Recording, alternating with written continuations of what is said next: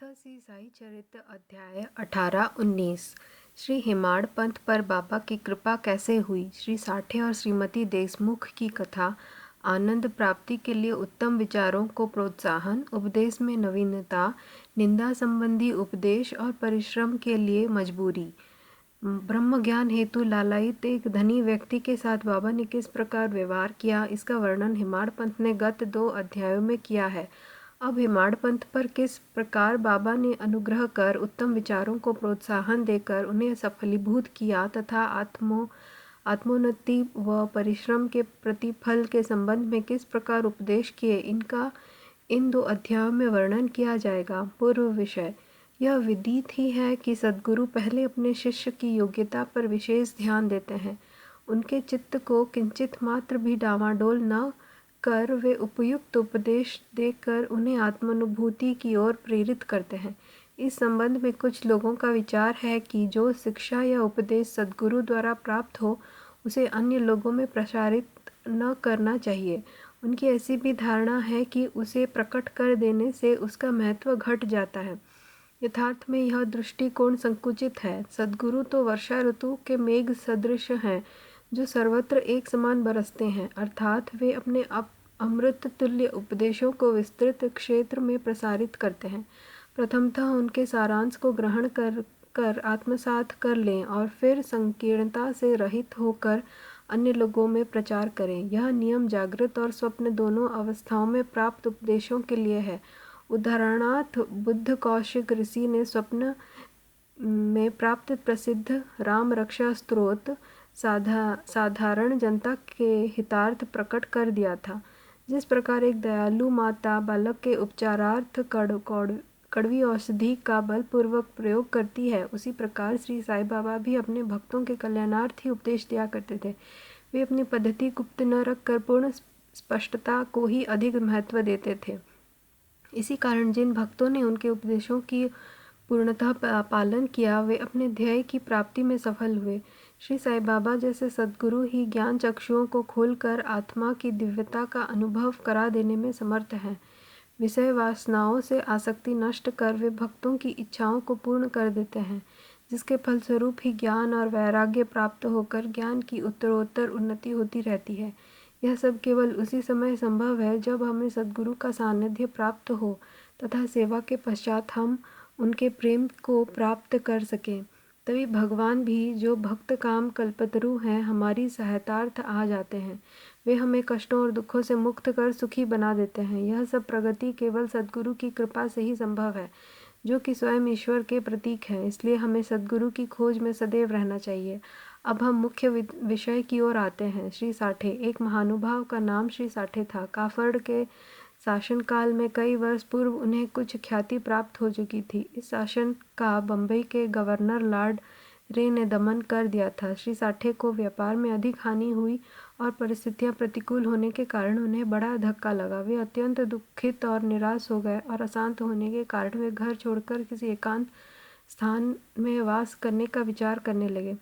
बहुधा मनुष्यों को ईश्वर की स्मृति आपत्ति काल तथा दुर्दिनों में ही आती है और उनका विश्वास भी ईश्वर की ओर ऐसे ही समय में बढ़ जाता है। तभी वे कष्टों के निवारणार्थ उनसे प्रार्थना करने लगते हैं। यदि उनके पाप कर्म शेष न रहे हों तो भगवान भी उनकी भेंट किसी संत से करा देते हैं, जो उनके कल्याणार्थ ही उचित मार्ग का निर्देश कर देते हैं। ऐसे ही श्री साठे के साथ भी हुआ। उनके एक मित्र ने उन्हें शिरडी जाने की सलाह दी, जहाँ मन की शांति प्राप्त करने और इच्छा पूर्ति के निमित्त देश के कोने कोने से लोगों के झुंड आते जा रहे हैं। उन्हें यह विचार अति रुचिकर प्रतीत हुआ और सन 1917 में वे शिरडी गए।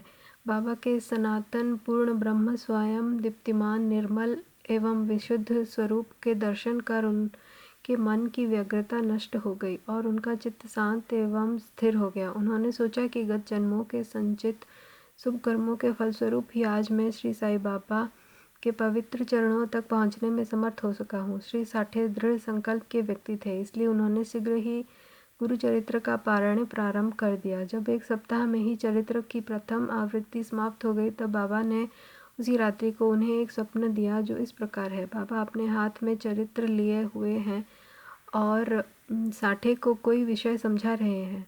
तथा श्री साठे सम्मुख बैठे ध्यानपूर्वक श्रवण कर रहे हैं। जब उनकी निद्रा भंग हुई तो स्वप्न को स्मरण कर वे बहुत प्रसन्न हुए। उन्होंने विचार किया कि यह बाबा की अत्यंत कृपा है जो इस प्रकार अचेतनावस्था में पड़े हुए लोगों को जागृत कर उन्हें गुरु चरित्र का अमृत पान करने का अवसर प्रदान करते हैं। उन्होंने यह स्वप्न श्री काका साहेब दीक्षित को सुनाया और श्री साईं बाबा के पास प्रार्थना करने को कहा कि इसका यथार्थ अर्थ क्या है और क्या एक सप्ताह का पारायण ही मेरे लिए पर्याप्त है अथवा उसे पुनः प्रारंभ करूं। श्री काका साहेब दीक्षित ने उचित अवसर पाकर बाबा से पूछा कि हे देव, उस दृष्टांत से आप श्री साठे को क्या उपदेश दिया है? क्या वे पारायण सप्ताह स्थगित कर दें? वे एक सरल हृदय भक्त हैं, इसलिए उनकी मनोकामना आप पूर्ण करें और हे देव, कृपा कर उन्हें इस स्वप्न का यथार्थ अर्थ भी समझा दें। तब बाबा बोले कि यदि उन्हें गुरु चरित्र का एक सप्ताह और पारायण करना उचित है। यदि वे ध्यानपूर्वक पाठ करेंगे तो उनका चित्त शुद्ध हो जाएगा और शीघ्र ही कल्याण होगा। ईश्वर भी प्रसन्न होकर उन्हें भव बंधन से मुक्त कर देंगे। इस अवसर पर श्री हेम्माड़ पंत भी वहां उपस्थित थे और बाबा के चरण कमलों की सेवा कर रहे थे। बाबा के वचन सुनकर उन्हें विचार आया कि साठे को केवल सप्ताह के पारायण से ही मनोवांछित फल की प्राप्ति हो गई, जबकि मैं गत 40 वर्षों से गुरु चरित्र का पारायण कर रहा हूँ जिसका कोई परिणाम अब तक ना निकला।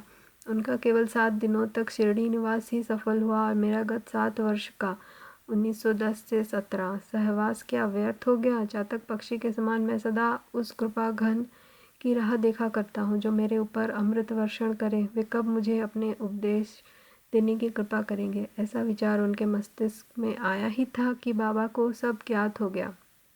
ऐसा भक्तों ने सदैव ही अनुभव किया है कि उनके समस्त विचारों को जानकर बाबा तुरंत कुविचारों का दमन कर उत्तम विचारों को प्रोत्साहित करते थे। हेमाड़ पंत को ऐसा विचार जानकर बाबा ने तुरंत ही आज्ञा दी कि श्यामा के यहाँ जाओ और कुछ समय उनसे वार्तालाप कर 15 रुपये दक्षिणा ले आओ। बाबा को दया आ गई थी, इसी कारण उन्होंने ऐसी आज्ञा दी। उनकी अवज्ञा करने का साहस भी किसे था। श्री हेमाड़ पंत शीघ्र सामा के घर पहुंचे। इस समय पर सामा स्नान कर धोती पहन रहे थे। उन्होंने बाहर आकर हेमाड़ पंत से पूछा कि आप यहाँ कैसे? जान पड़ता है कि आप मस्जिद से ही आ रहे हैं, तथा आप ऐसे व्यथित और उदास क्यों हैं? आप अकेले ही क्यों आए हैं? आइए बैठिए और थोड़ा विश्राम तो करिए, जब तक मैं पूजन आदि से भी निवृत्त हो जाऊं। तब तक आप कृपा करके पान आदि लें। इसके पश्चात ही हम और आप सुखपूर्वक वार्तालाप करें। ऐसा कहकर वे भीतर चले गए। दालान में बैठे बैठे हेमाड़ पंत की दृष्टि अचानक खिड़की पर रखी नाथ भागवत पर पड़ी। नाथ भागवत श्री एकनाथ द्वारा रचित महाभागवत के 11वें स्कंद पर मराठी भाषा में की हुई एक टीका है। साईं बाबा की आज्ञा अनुसार श्री बापू साहेब जोग और श्री काका साहेब दीक्षित शिरडी में नित्य भागवत गीता का मराठी टीका सहित, जिसका नाम भावार्थ दीपिका या ज्ञानेश्वरी है, कृष्ण और भक्त अर्जुन संवाद, नाथ भागवत, श्री कृष्ण उद्धव संवाद और एकनाथ का महान ग्रंथ भावार्थ रामायण का पठन किया करते थे। जब भक्तगण बाबा से कोई प्रश्न पूछने आते तो वे कभी आंशिक उत्तर देते और कभी उनको उपयुक्त भागवत तथा प्रमुख ग्रंथों का श्रवण करने को कहते थे, जिन्हें सुनने पर भक्तों को अपने प्रश्नों को पूर्णतया संतोषप्रद उत्तर प्राप्त हो जाते थे। श्री हेमाड़ पंत भी नित्य प्रतिनाथ भागवत के कुछ अंशों का पाठ किया करते थे। आज प्रातः मस्जिद को जाते समय कुछ भक्तों के सत्संग के कारण उन्होंने अपना नित्य नियमानुसार पाठ अधूरा ही छोड़ दिया था। उन्होंने जैसे ही वह ग्रंथ उठाकर खोला तो अपने अपूर्ण भाग का पृष्ठ सामने देखकर उनको आश्चर्य हुआ। उन्होंने सोचा कि बाबा ने इसी कारण ही मुझे यहाँ भेजा है ताकि मैं अपना शेष पाठ पूरा कर लूँ, और उन्होंने शेष अंश का पाठ आरंभ कर दिया। पाठ पूर्ण होते ही श्यामा भी बाहर आए और उन दोनों में वार्तालाप होने लगा। हेमाड़ पंत ने कहा कि मैं बाबा का एक संदेश लेकर आपके पास आया हूँ। उन्होंने मुझे आपसे 15 रुपये दक्षिणा लाने तथा थोड़ी देर वार्तालाप कर आपको अपने साथ लेकर मस्जिद वापस आने की आज्ञा दी है। श्यामा आश्चर्य से बोले, मेरे पास तो एक फूटी कौड़ी भी नहीं है, इसलिए आप रुपयों के बदले दक्षिणा में मेरे 15 नमस्कार ही ले जाओ।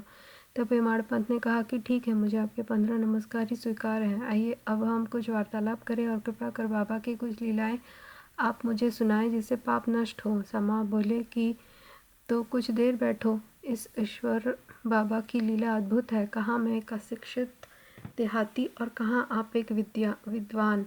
यहाँ आने के पश्चात तो आप बाबा की अनेक लीलाएं स्वयं देख ही चुके हैं, जिनका अब मैं आपके सामने कैसे वर्णन कर सकता हूँ। अच्छा, यह पान सुपारी तो खाओ, तब तक मैं कपड़े पहन लूँ। थोड़ी देर में सामा बाहर आए और फिर उन दोनों में इस प्रकार वार्तालाप होने लगा। सामा बोले, इस परमेश्वर बाबा की लीलाएं अगाध हैं, जिसका कोई पार नहीं। वे तो लीलाओं से अलिप्त सदैव रहकर सदैव विनोद किया करते हैं। इसे हम अज्ञानी जीव क्या समझ सकें। बाबा स्वयं ही क्यों नहीं कहते, आप जैसे विद्वान को मुझे जैसे मूर्ख के पास क्यों भेजा है।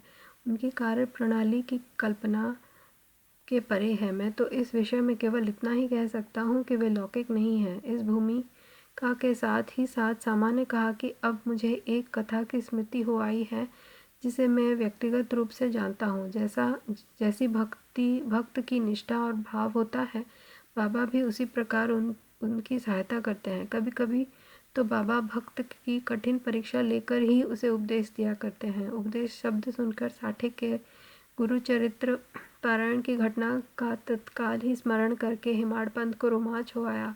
उन्होंने सोचा, कदाचित बाबा ने मेरे चित्त की चंचलता नष्ट करने के लिए ही मुझे यहाँ भेजा है। फिर भी वे अपना विचार प्रकट न कर श्यामा की कथा को ध्यानपूर्वक सुनने लगे। उन सब कथाओं का सार केवल यही था कि अपने भक्तों के प्रति बाबा के मन में कितनी दया और स्नेह है। इन कथाओं को श्रवण कर हिमाड़ पंत को आंतरिक उल्लास का अनुभव होने लगा। तब सामा ने नीचे लिखी कथा कही।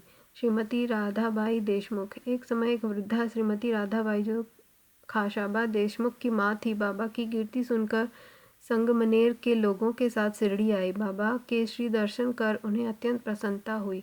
श्री साई चरणों में उनकी अटल श्रद्धा थी, इसलिए उन्होंने यह निश्चय किया कि जैसे भी हो बाबा को अपना गुरु बना उनसे उपदेश ग्रहण किया जाए।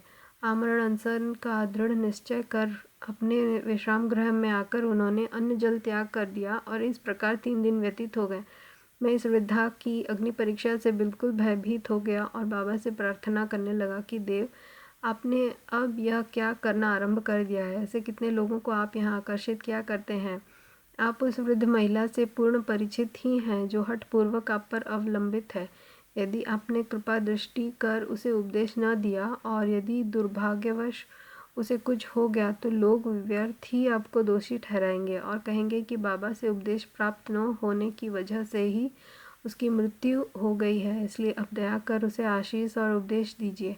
वृद्धा का ऐसा दृढ़ निश्चय देखकर बाबा ने उसे अपने पास बुलाया और मधुर उपदेश देकर उसकी मनोवृत्ति परिवर्तित कर कहा कि हे माता, क्यों व्यर्थ ही तुम यातना सहकर मृत्यु का आलिंगन करना चाहती हो। तुम मेरी माँ और मैं तुम्हारा बेटा। तुम मुझ पर दया करो और जो कुछ मैं कहूँ उसे ध्यानपूर्वक सुनो। मैं अपनी स्वयं की कथा तुमसे कहता हूँ और यदि तुम उसे ध्यानपूर्वक श्रवण करोगी तो तुम्हें अवश्य परम शांति प्राप्त होगी। मेरे गुरु, जो बड़े सिद्ध पुरुष हैं, मुझ पर बड़े दयालु थे। दीर्घ काल तक मैं उनकी सेवा करता रहा, फिर भी उन्होंने मेरे कानों में कोई मंत्र ना फूंका। मैं उनसे कभी अलग होना भी नहीं चाहता था। मेरी प्रबल उत्कंठा थी कि उनकी सेवा कर जिस प्रकार भी संभव हो मंत्र प्राप्त करूं, परंतु उनकी रीति तो न्यारी ही थी। उन्होंने पहले मेरा मुंडन कर मुझसे 2 पैसे दक्षिणा में मांगे, जो मैंने तुरंत ही दे दिए। यदि तुम प्रश्न करो कि मेरे गुरु जब पूर्ण काम थे तो उन्हें पैसे मांगना क्या शोभनीय था और फिर उन्हें विरक्त भी कैसे कहा जा सकता था, इसका उत्तर केवल यह है कि वे कांचन को ठुकराया करते थे, क्योंकि उन्हें उसकी स्वप्न में भी आवश्यकता न थी। उन 2 पैसों का अर्थ था दृढ़ निष्ठा और धैर्य। जब मैंने ये दोनों वस्तुएं उन्हें अर्पित कर दी तो वे अत्यंत प्रसन्न हुए। मैंने 12 वर्ष उनके श्री चरणों की सेवा में ही व्यतीत किए। उन्होंने ही मेरा भरण पोषण किया, अतः मुझे भोजन और वस्त्रों का कोई अभाव न था। वे प्रेम की मूर्ति थे, अथवा यूँ कहो कि वे प्रेम के साक्षात अवतार थे। मैं उनका वर्णन ही कैसे कर सकता हूँ, क्योंकि उनका तो मुझ पर अधिक स्नेह था और उनके समान गुरु कोई बिरला ही मिलेगा। जब मैं उनकी ओर निहारता तो मुझे ऐसा प्रतीत होता कि वे गंभीर मुद्रा में ध्यानमग्न हैं और तब हम दोनों आनंदित हो जाते थे। आठों प्रहर में एकटक उनके ही श्रीमुख की ओर निहारा करता था। मैं भूख और प्यास की सुध-बुध खो बैठा। उनके दर्शनों के बिना मैं अशांत हो उठता था। गुरु सेवा की चिंता के अतिरिक्त मेरे लिए कोई और चिंतनीय विषय या पदार्थ न था। मुझे तो सदैव उन्हीं का ध्यान रहता था, अतः मेरा मन उनके चरण कमलों में मग्न हो गया। यह हुई एक पैसे की दक्षिणा। धैर्य है दूसरा पैसा। मैं धैर्यपूर्वक बहुत काल तक प्रतीक्षा कर गुरु सेवा करता रहा। यदि धैर्य तुम्हें भी भवसागर से पार उतार देगा। धैर्य ही मनुष्य में मनुष्यत्व है। धैर्य धारण करने से समस्त पाप और मोह नष्ट होकर उनके हर प्रकार के संकट दूर होते तथा भय जाता जाता रहता है। इसी प्रकार तुम्हें भी अपने ध्येय की प्राप्ति हो जाएगी। धैर्य धैर्य तो गुणों की खान और उत्तम विचारों की जननी है। निष्ठा और धैर्य दो जुड़वा बहनों के समान ही हैं, जिनमें परस्पर प्रगाढ़ प्रेम है। मेरे गुरु मुझसे किसी वस्तु की आकांक्षा न रखते थे। उन्होंने कभी मेरी उपेक्षा न की, वरन सदैव रक्षा करते रहे।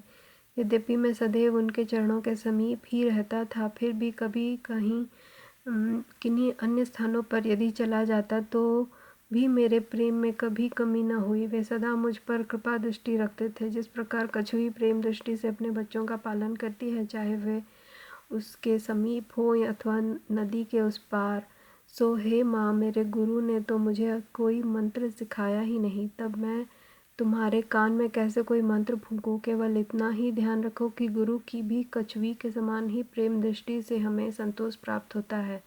इस कारण व्यर्थ में किसी से उपदेश प्राप्त करने का प्रयत्न न करो।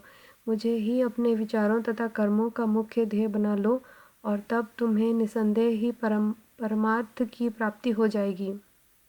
मेरी और अनन्य भाव से देखो तो मैं भी तुम्हारी ओर वैसे ही देखूंगा। इस मस्जिद में बैठकर मैं सत्य ही बोलूँगा कि किन्हीं साधनाओं या शास्त्रों के अध्ययन की आवश्यकता नहीं, वरन केवल गुरु में विश्वास ही पर पर्याप्त है। पूर्ण विश्वास रखो कि गुरु ही करता है, और वह धन्य है जो गुरु की महानता से परिचित हो, उसे हरि, हर और ब्रह्म त्रिमूर्ति का अवतार समझता है। इस प्रकार समझाने से वृद्ध महिला को सांत्वना मिली और उसने बाबा को नमन कर अपना उपवास त्याग दिया। यह कथा ध्यानपूर्वक एकाग्रता से श्रवण कर तथा उसके उपयुक्त अर्थ पर विचार कर हेमाड पंत को बड़ा आश्चर्य हुआ। उनका हृदय भर आया और उन्हें रोमांच हो उठा। अत्यंत आनंद विभोर हो जाने से उनका कंठ रुंध गया और वे मुख से एक शब्द भी न बोल सके।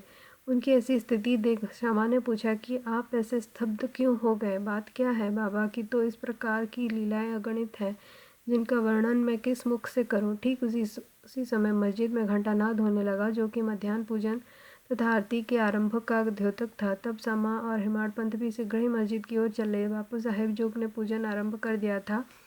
स्त्रियां मस्जिद में ऊपर खड़ी थीं और पुरुष वर्ग नीचे मंडप में। सब उच्च स्वर में वाद्यों के साथ साथ आरती गा रहे थे। तभी हेमाड पंत का हाथ पकड़े हुए श्यामा भी ऊपर पहुंचे और वे बाबा के दाहिनी ओर तथा हेमाड पंत बाबा के सामने बैठ गए। उन्हें देख बाबा ने श्यामा से लाई हुई दक्षिणा देने के लिए कहा। तब हेमाड पंत ने उत्तर दिया कि रुपयों के बदले श्यामा ने मेरे द्वारा आपको 15 नमस्कार भेजे हैं तथा स्वयं ही यहाँ आकर उपस्थित हो गए हैं। बाबा ने कहा, अच्छा ठीक है, तो अब मुझे यह बताओ कि तुम दोनों में आपस में किस विषय पर वार्तालाप हुआ था? तब घंटे, ढोल और सामूहिक गान की ध्वनि की चिंता न करते हुए हेमाड पंत उत्कंठापूर्वक उन्हें वह वार्तालाप सुनाने लगे। बाबा भी सुनने को अति उत्सुक थे, इसलिए वे तकिया छोड़कर थोड़ा आगे झुक गए। हेमाड पंत ने कहा कि वार्ता अति सुखदायी था। विशेषकर उस वृद्ध महिला की कथा तो ऐसी अद्भुत थी कि जिसे श्रवण कर मुझे तुरंत ही विचार आया कि आपकी लीलाएं अगाध है, और इस कथा की ही ओट में आपने मुझ पर विशेष कृपा की है। तब बाबा ने कहा कि वह तो बहुत ही आश्चर्यपूर्ण है। अब मेरी तुम पर कृपा कैसे हुई, इसका पूर्ण विवरण सुनाओ। कुछ काल पूर्व सुना वार्तालाप जो उनके हृदय पटल पर अंकित हो चुका था, वह सब उन्होंने बाबा को सुना दिया। वार्ता सुनकर बाबा अति प्रसन्न हो कहने लगे कि क्या कथा से प्रभावित होकर उसका अर्थ भी तुम्हारी समझ में आया है? तब हेमाड पंत ने उत्तर दिया कि हाँ बाबा, आया तो है। उससे मेरे चित्त की चंचलता नष्ट हो गई है। यह यथार्थ में मैं वास्तविक शांति और सुख का अनुभव कर रहा हूँ तथा मुझे सत्य मार्ग का पता चल गया है। तब बाबा बोले, सुनो, मेरी पद्धति भी अद्वितीय है। यदि इस कथा का स्मरण रखोगे तो यह बहुत ही उपयोगी सिद्ध होगी। आत्मज्ञान प्राप्त करने के लिए ध्यान अत्यंत आवश्यक है, और यदि तुम इसका निरंतर अभ्यास करते रहोगे तो कुप्रवृत्तियाँ शांत हो जाएगी।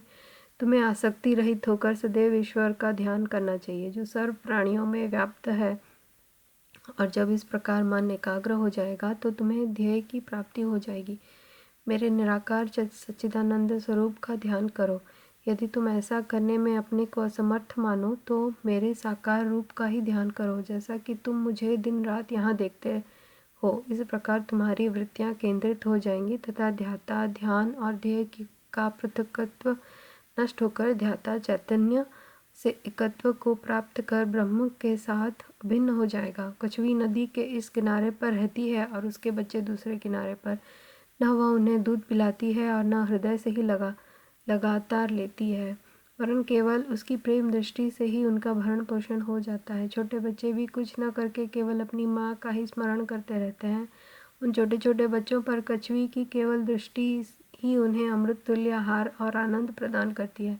ऐसे ही गुरु और शिष्य का भी संबंध है। बाबा ने अंतिम शब्द कहे ही थे कि आरती समाप्त हो गई और सबने उच्च स्वर से श्री सच्चिदानंद सद्गुरु साईनाथ महाराज की जय बोली। प्रिय पाठकों, कल्पना करो कि हम सब भी इस समय उसी भीड़ और जय जयकार में सम्मिलित हैं। आरती समाप्त होने पर प्रसाद वितरण हुआ। बापू साहेब जोग हमेशा की तरह आगे बढ़े और बाबा को नमस्कार कर कुछ मिश्री का प्रसाद दिया।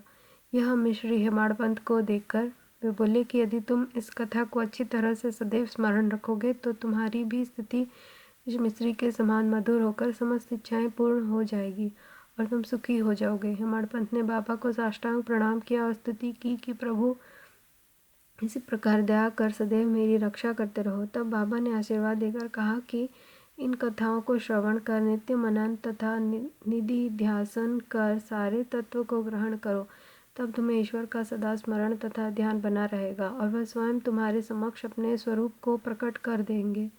प्यारे पाठकों, हेमाड़पंत को उस समय मिश्री का प्रसाद भली भांति मिला जो आज हमें इस कथामृत का पान करने का अवसर प्राप्त हुआ। आओ हम भी उस कथा का मनन करें तथा उसका सार ग्रहण कर बाबा की कृपा से स्वस्थ और सुखी हो जाए। 19वें अध्याय के अंत में हेमाड़पंत ने कुछ और भी विषयों का वर्णन किया है जो यहाँ दिए जाते हैं। अपने बर्ताव के संबंध में बाबा का उपदेश। नीचे दिए हुए अमूल्य वचन सर्वसाधारण भक्तों के लिए हैं और यदि उन्हें ध्यान में रखकर आचरण में लाया गया तो सदैव ही कल्याण होगा। जब तक किसी से कोई पूर्व नाता या संबंध न हो तब तक कोई किसी के समीप नहीं जाता। यदि कोई मनुष्य या प्राणी तुम्हारे समीप आवे तो उसे असभ्यता से न ठुकराओ, उसका स्वागत कर आदर पूर्वक बर्ताव करो। यदि तृषित को जल, क्षुधा पीड़ित को भोजन, नंगे को वस्त्र और आगंतुक को अपना दालन विश्राम करने को दोगे तो भगवान श्री हरि तुमसे निसंदेह प्रसन्न होंगे। यदि कोई तुमसे द्रव्य याचना करे और तुम्हारी इच्छा देने की न हो तो न दो, परंतु उसके साथ कुत्ते के समान ही व्यवहार न करो। तुम्हारी कोई कितनी ही निंदा क्यों न करे, फिर भी कटु उत्तर देकर तुम उस पर क्रोध न करो। यदि उस प्रकार ऐसे प्रसंगों से सदैव बचते रहे तो यह निश्चित ही है कि तुम सुखी रहेंगे। संसार चाहे उलट पुलट हो जाए परंतु तुम्हें स्थिर रहना चाहिए। सदा अपने स्थान पर दृढ़ रहकर गतिमान दृश्य को शांतिपूर्वक देखो। एक को दूसरे से अलग रखने वाली भेद द्वैत की दीवार नष्ट कर दो, जिससे अपना मिलन पथ सुगम हो जाए। द्वैत भाव अर्थात मैं और तू ही भेद वृत्ति है जो शिष्य अपने गुरु से पृथक कर देती है। इसलिए जब तक इसका नाश न हो जाए तब तक अभिन्नता प्राप्त करना संभव नहीं है। अल्लाह मालिक अर्थात ईश्वर ही सर्वशक्तिमान है और उसके सिवा अन्य कोई संरक्षण करता नहीं है। उनकी कार्य प्रणाली अलौकिक, अनमोल और कल्पना से परे है। उनकी इच्छा से ही सब कार्य होते हैं। वे ही मार्ग प्रदर्शन कर सभी इच्छाएं पूर्ण करते हैं। ऋणानुबंध के कारण ही हमारा संगम होता है। इसलिए हमें परस्पर प्रेम कर एक दूसरे की सेवा कर सदैव संतुष्ट रहना चाहिए। जिसने अपने जीवन का ध्येय ईश्वर दर्शन पा लिया है वही धन्य और सुखी है। दूसरे तो केवल कहने को ही जब तक प्राण है तब तक जीवित हैं। उत्तम विचारों को प्रोत्साहन। यह ध्यान देने योग्य बात है कि श्री साईं बाबा सदैव उत्तम विचारों को प्रोत्साहन दिया करते थे। इसलिए यदि हम प्रेम और भक्ति पूर्वक अनन्य भाव से उनकी शरण जाएं तो हमें अनुभव हो जाएगा कि वे अनेक अवसरों पर हमें किस प्रकार सहायता पहुंचाते हैं। किसी संत का कथन है कि यदि प्रातःकाल तुम्हारे हृदय में कोई उत्तम विचार उत्पन्न हो और यदि तुम उसकी पुष्टि दिन भर करो तो वह तुम्हारा विवेक अत्यंत विकसित और चित्त प्रसन्न कर देगा। हिमाड़ पंत भी इसका अनुभव करना चाहते थे, इसलिए इस पवित्र शिरडी भूमि पर अगले शुभ गुरुवार के समूचे दिन नाम स्मरण और कीर्तन में ही व्यतीत करूं, ऐसा विचार कर वे सो रहे। दूसरे दिन प्रातःकाल उठने पर उन्हें सहजीराम नाम का स्मरण हो आया, जिससे वे प्रसन्न हुए और नित्य कर्म समाप्त कर कुछ पुष्प लेकर बाबा के दर्शन करने को गए। जब वे दीक्षित का वाड़ा पार कर बूटी वाड़े के समीप से जा रहे थे तो उन्हें एक मधुर भजन की ध्वनि जो मस्जिद की ओर से ही आ रही थी सुनाई पड़ी। यह एकनाथ का रोचक भजन औरंगाबाद कर मधुर लय पूर्वक बाबा के समक्ष गा रहे थे। गुरु कृपांजन पायो मेरे भाई, बिना कुछ मानत नाही। अंदर रामा बाहर रामा, सपने में देखत सीता रामा। जागत रामा सोबत रामा, जहाँ देख वहीं पूरन कामा। एका जनार्दनी अनुभव नीका, जहाँ देख वहाँ राम सरीखा। भजन अनेकों हैं, परंतु विशेषकर यह भजन ही क्यों औरंगाबाद कर ने चुना? क्या यह बाबा द्वारा ही संयोजित विचित्र अनुरूपता नहीं है? और क्या यह हिमाड़ पंथ के गत दिन अखंड राम नाम स्मरण के संकल्प को प्रोत्साहन नहीं है? सभी संतों का इस संबंध में एक ही मत है और सभी राम नाम के जप को प्रभावकारी तथा भक्तों की इच्छा पूर्ति और सभी कष्टों से छुटकारा पाने के लिए इसे एक अमोघ इलाज बतलाते हैं। निंदा संबंधी उपदेश देने के लिए किसी विशेष समय या स्थान की प्रतीक्षा न कर बाबा यथा योग्य समय पर ही स्वतंत्रता पूर्वक उपदेश दिया करते थे। एक बार एक भक्त ने बाबा की अनुपस्थिति में दूसरे लोगों के सम्मुख किसी को अपशब्द कहे गुणों की उपेक्षा कर उसने अपने भाई के दोषारोपण में इतने बुरे से कटु वाक्यों का प्रयोग किया कि सुनने वालों को भी उसने प्रति घृणा होने लगी। बहुधा देखने में आता है कि लोग व्यर्थ ही दूसरों की निंदा कर झगड़ा और बुराइयां उत्पन्न करते हैं। संत तो पर दोषों को दूसरी ही दृष्टि से देखा करते हैं। उनका कथन है कि शुद्धि के लिए अनेक विधियों में मिट्टी, जल और साबुन पर्याप्त है, परंतु निंदा करने वालों की युक्ति भिन्न ही होती है। वे दूसरों के दोषों को केवल अपनी जिह्वा से ही दूर करते हैं और इस प्रकार वे दूसरों की निंदा कर उनका उपकार ही क्या करते हैं, जिसके लिए वे धन्यवाद के पात्र हैं। निंदक को उचित मार्ग पर लाने के लिए साईं बाबा की पद्धति सर्वथा ही भिन्न थी। वे तो सर्वज्ञ थे ही, इसलिए उस निंदक के कार्य को वे समझ गए। मध्याह्न काल में जब लेंडी के समीप उन्हें भेंट हुई तब उन्होंने विष्ठा खाते हुए एक सुअर की ओर उंगली उठाकर उससे कहा कि देखो वह कितने प्रेम पूर्वक विष्ठा खा रहा है। तुम जी भरकर अपने भाइयों को सदा अपशब्द करते हो और यह तुम्हारा आचरण भी ठीक उसी के सदृश ही है। अनेक शुभ कर्मों के परिणाम स्वरूप ही तुम्हें मानव तन प्राप्त हुआ और इसलिए यदि तुमने इसी प्रकार आचरण किया तो शिरडी तुम्हारी सहायता ही क्या कर सकेगी। निंदक नियरे रखिए आंगन कटी छवाए, बिनु पानी साबुन बिना निर्मल करत सुभाए। कबीर। कहने का तात्पर्य केवल यह है कि भक्त ने उपदेश ग्रहण कर लिया और वह वहाँ से चला गया। इस प्रकार प्रसंगानुसार ही वे उपदेश दिया करते थे। यदि उन पर ध्यान देकर नित्य उनका पालन किया जाए तो आध्यात्मिक ध्येय अधिक दूर न होगा। एक कहावत प्रचलित है, यदि मेरा श्रीहरि होगा तो वह मुझे चारपाई पर बैठे बैठे ही भोजन पहुँचाएगा। यह कहावत भोजन और वस्त्र के विषय में सत्य प्रतीत हो सकती है, परंतु यदि कोई इस पर विश्वास कर आलस्यवश बैठा रहे तो वह आध्यात्मिक क्षेत्र में कुछ भी प्रगति न कर उल्टे पतन के घोर अंधकार में मग्न हो जाएगा। इसलिए आत्मानुभूति प्राप्ति के लिए प्रत्येक को अनवरत परिश्रम करना चाहिए और जितना प्रयत्न वह करेगा उतना ही उसके लिए लाभप्रद होगा। बाबा ने कहा कि मैं तो सर्वव्यापी हूँ और विश्व जितना प्रयत्न वह करेगा और विश्व के समस्त भूतों तथा चराचर में व्याप्त रहकर भी अनंत हूँ। केवल उनके भ्रम निर्वाणार्थ ही जिनकी दृष्टि वे 3.5 हाथ के मानव थे स्वयं सगुण रूप धारण कर अवतीर्ण हुए।